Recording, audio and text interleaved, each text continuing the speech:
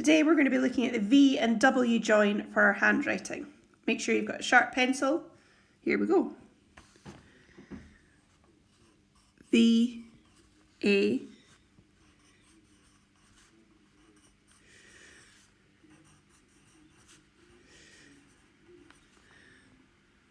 V, I,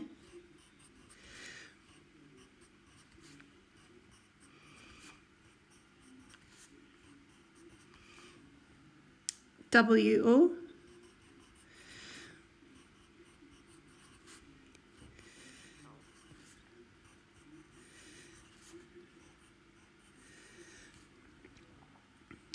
W, U,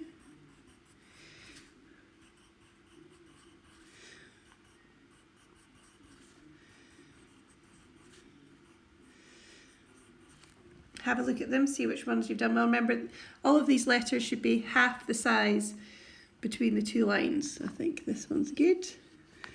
And this one's sitting on the line.